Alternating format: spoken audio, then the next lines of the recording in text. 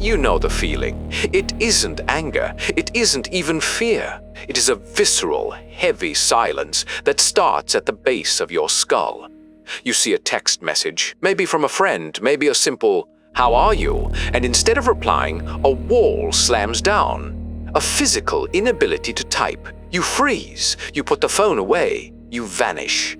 Society calls this ghosting. They call it a character flaw, a lack of empathy, or a sign of fragility.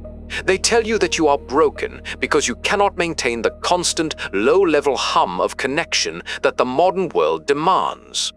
But they are wrong. You are not antisocial. You are not broken. You are exhibiting a rare evolutionary neuro trait known as hyperselective social gating. You aren't avoiding people. You are preserving a limited resource that most people squander without thinking. To understand your silence, you must understand your fuel. The brain is an expensive machine. It makes up 2% of your body weight, but devours 20% of your energy. It runs on a just-in-time supply chain of glucose and oxygen.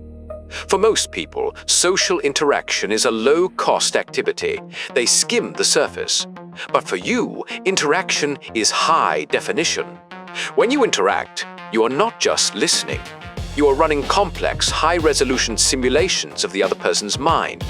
You are analyzing tone, predicting intent, and feeling their emotions as if they were your own.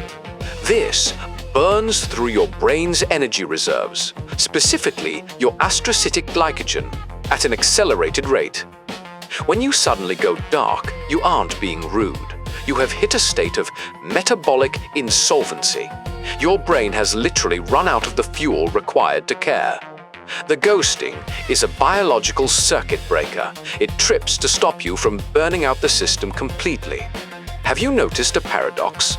You can engage in a deep, 3-hour philosophical conversation with a friend and feel energized. But a single text message asking, "What's up?" feels like a heavy chain around your neck. This is not a quirk. It is media naturalness theory in action. Your brain evolved for face-to-face interaction. It craves the rich data of voice, eyes, and body language. In person, your brain releases dopamine and oxytocin, a chemical reward that pays for the energy you spend. Texting is different. It is evolutionarily novel. It strips away the humanity, leaving only a semantic shell. Recent neuroimaging shows that text-based communication forces your dorsomedial prefrontal cortex to work overtime, trying to decode tone and intent from blank words. Crucially, texting fails to activate the ventromedial prefrontal cortex, the part of the brain responsible for the feeling of bonding and reward. For you, the selective gator, an unread text is a bad investment. It is a metabolic threat. It requires high effort for zero biological reward. Your silence is simply your brain refusing a bad deal. So, why does this trait exist? If humans are social animals, why did nature design you to pull away? Evolutionary biology calls this social preservation theory. Just as physical pain forces you to rest a broken limb, social pain, the urge to withdraw, evolved to protect your cognitive autonomy when you are depleted. Think of the cane toad. At the forefront of their expansion, the toads that survive are the asocial ones, the ones that venture off alone to conquer new territory. Your withdrawal is not a retreat, it is a strategy. You are entering a state of monk mode. By cutting off the noise, you eliminate context switching, the tiny interruptions that destroy deep thought. You are utilizing strategic silence. While the generalist population maintains constant, low-quality connections to feel safe, you are a specialist. You cycle between intense, deep collaboration and protective isolation. You prioritize the quality of the signal over the volume of the noise. We live in an attention economy designed to mine your cognitive resources. The modern world is an obesity epidemic of information.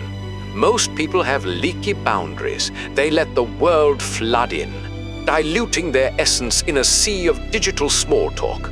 You have a cognitive firewall. You possess the rare ability to tolerate the anxiety of disconnection. You are willing to endure the social pressure of being the bad guy in order to preserve your mind for things that actually matter. As the poet Emily Dickinson wrote, a famous recluse herself, the soul selects her own society, then shuts the door. So, the next time you feel that wall slam down, do not force it open. Do not apologize for the ghosting. Recognize it for what it is, a high-level filtering mechanism.